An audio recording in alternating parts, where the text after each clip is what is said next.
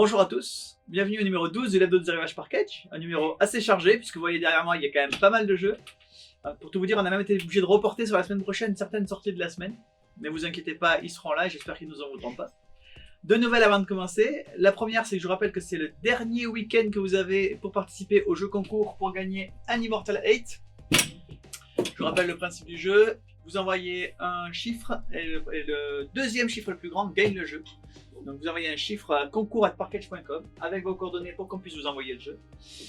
Et le deuxième chiffre le plus grand gagne le jeu. La deuxième chose que je voulais vous dire pour Pâques, c'est qu'à Pâques les poules elles font des œufs et nous à Parketch on fait des offres. Des offres de produits à prix promo. Il y en a un peu partout sur le site, n'hésitez pas à chercher les offres de Pâques de Parketch.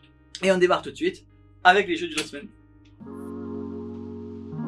Le premier jeu de la semaine, c'est la grosse sortie, c'est Bonfire. Bonfire, c'est un jeu de Stefan Feld que vous connaissez sûrement si vous êtes amateur d'Eurogames parce qu'il a fait une tonne de super bons jeux. Il a été recommandé ou nommé 9 fois au Spiel des Jahres, qui est assez formidable. Il a fait l'Année du Dragon, Roma, Bruges, Strasbourg, et Château de Bourgogne, Carpe Diem, Notre-Dame. Bref, il a fait vraiment une tonne de jeux. Stefan Feld, un super héros de l'Eurogames. Ce jeu, il fait sensation parce qu'il est déjà dans le top 300 de BGG sur les jeux de stratégie. Alors, le classement de BGG, il est fait de telle façon que avoir des bonnes notes, c'est bien, mais avoir beaucoup de notes, c'est bien aussi. Ce qui fait que les jeux en général prennent du temps à remonter dans le classement. Là, celui-ci, quasiment à sa sortie, il est déjà dans le top 3. Bonfire, c'est un jeu de pose de tuiles. Vous allez devoir combiner des tuiles en fonction des couleurs qu'elles ont, avec un système de marché. Donc vous allez devoir récupérer des ressources pour rendre service à des divinités. Pour information, il y a un mode solo qui est directement dans Bonfire, donc il se joue de 1 à 4 en à peu près 1h30. Bonfire, la grosse sortie, parce que c'est Stefan Feld. Et il tombe bien, il vient d'être nominé la semaine dernière au Diamant d'Or. Donc il est nominé au Diamant d'Or, il arrive dans la foulée. C'est parfait, Bonfire. Venise, Be Nice. C'est un jeu de David Turksi et d'Andrei Novac qui fait partie de la trilogie des villes sud-européennes. Donc le premier tome de la trilogie c'était Raguse, dont je vous ai parlé il n'y a pas très longtemps. Maintenant arrive Venise et ensuite arrivera Florence. Ici, Venise c'est un pick-up and deliver, c'est-à-dire que vous allez balader vos ressources à travers tous les canaux de Venise. A noter, il y a un mode solo dans la boîte, comme pour Bonfire. Vous allez affronter le grand méchant Doge. Point intéressant dans Venise, c'est qu'il y a un petit twist qui fait qu'il y a la réputation qui a son importance. Donc quand vous croisez d'autres joueurs, vous perdez en réputation parce qu'évidemment, vous prêtez le flanc en rumeur. Le joueur qui aura la plus mauvaise réputation de la partie sera automatiquement éliminé à la fin de la partie, c'est-à-dire qu'on ne comptera même pas ses points. Donc il faut essayer de maximiser ses points tout en n'étant pas le pire en réputation. Mais si on est deuxième en réputation, tout va bien. Venise, de David Turksi et Andrei Novac. Shérif de Nottingham, c'est une deuxième édition améliorée. Le principe de Shérif de Nottingham, c'est que le prince Jean, le méchant prince Jean que vous connaissez de Robin des Bois, a interdit aux marchandises illégales de venir sur le marché de Nottingham, et c'est bien normal, et il a chargé le shérif de bloquer toutes les marchandises illégales. Évidemment, le shérif il a très envie de faire plaisir au prince Jean, et il a aussi très envie de gagner beaucoup d'argent.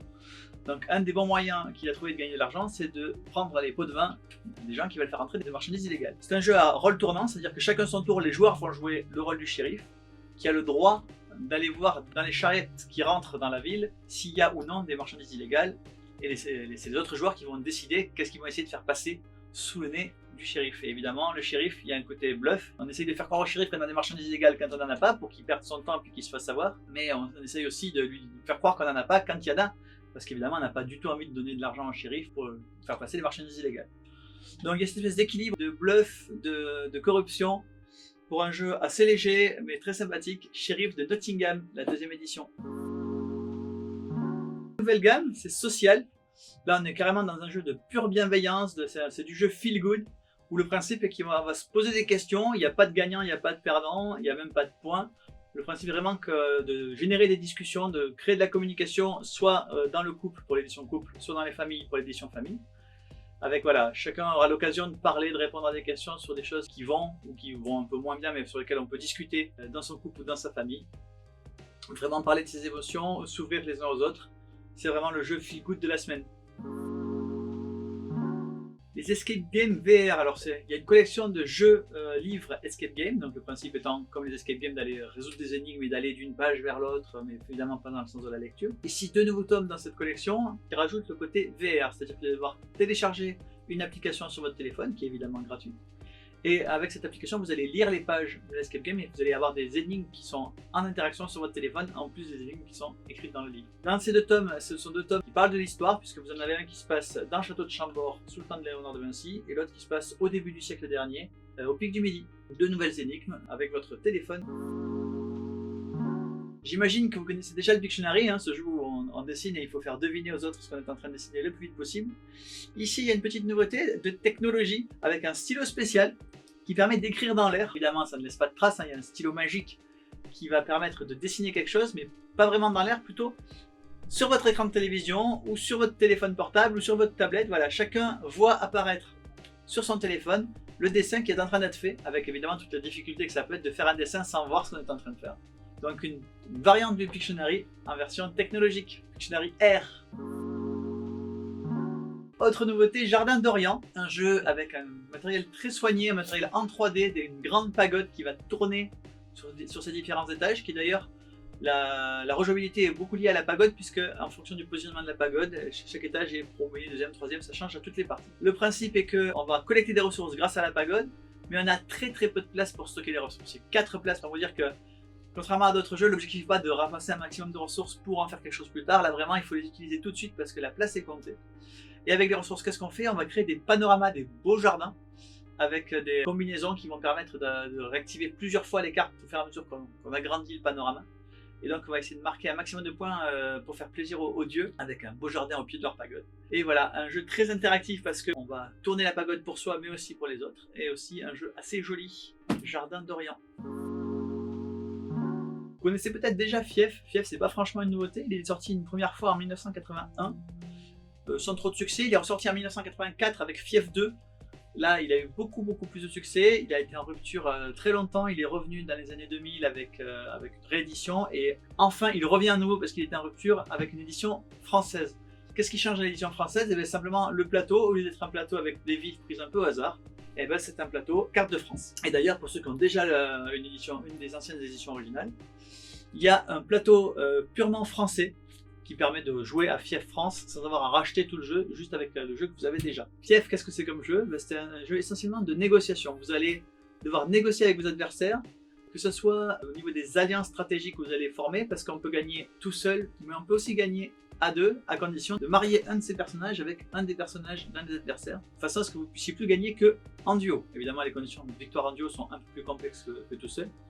Et parfois même, ça peut vous intéresser de vous débarrasser de votre mari ou de votre femme pour vous débarrasser d'une alliance gênante.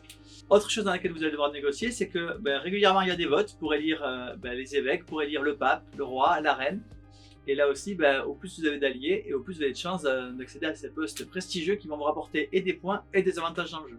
Un autre aspect très important du jeu, c'est l'aspect de la conquête militaire. C'est un jeu également d'affrontement. Vous allez devoir amasser des troupes, remporter des victoires militaires sur vos adversaires pour prendre leur territoire, peut-être voler leurs ressources économiques aussi, puisque vous allez pouvoir développer vos provinces avec des moulins, avec des choses comme ça qui vont devoir être défendues par vos troupes.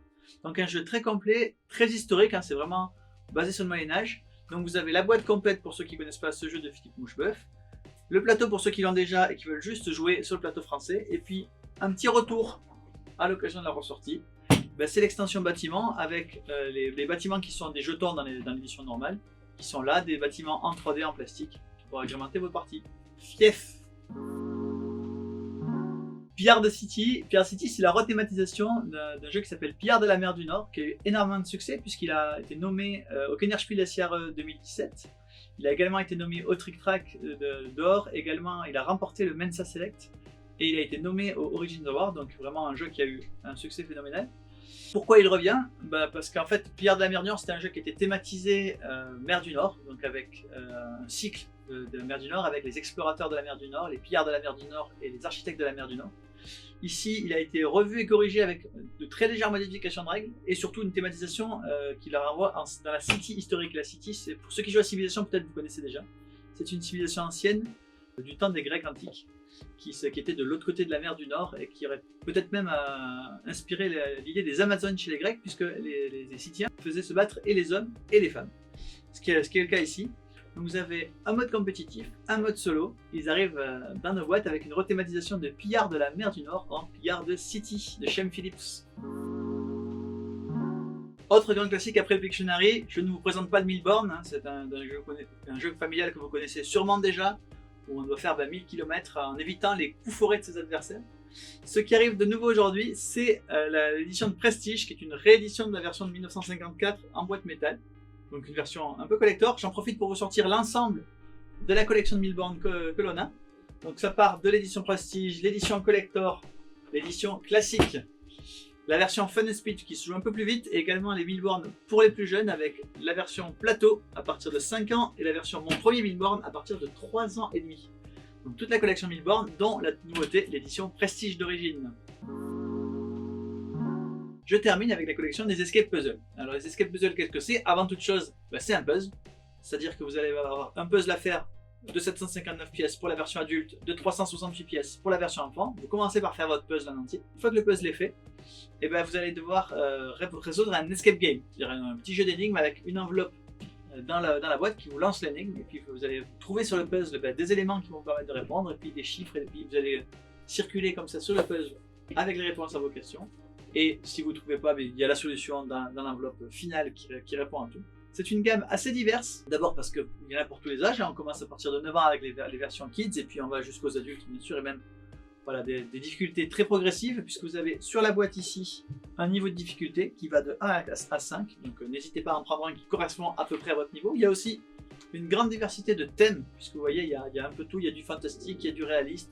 Donc les escape puzzles, il y en a pour tout le monde, il y a vraiment un grand choix. Ici, il y en a 2 qui sont nouveaux, mais nous avons une collection assez complète, donc n'hésitez pas, les escape puzzles. Voilà, l'hebdo de Zero H Parkade numéro 12, c'est quasiment fini. Il me reste à vous parler juste des diamants d'or dont les résultats ont été publiés la semaine dernière. Il y a un article sur notre site web là-dessus, donc n'hésitez pas à aller le voir pour voir les 8 jeux nommés. Et puis il va falloir attendre le 11 avril pour connaître le vainqueur du diamant d'or 2021. Diamants d'or qui sont réservés aux jeux les plus experts. Je vous ai dit déjà qu'il y avait Bonfire qui était un des nommés. Il y en a 7 autres, n'hésitez pas à les découvrir sur notre site. Et moi je vous dis à la semaine prochaine.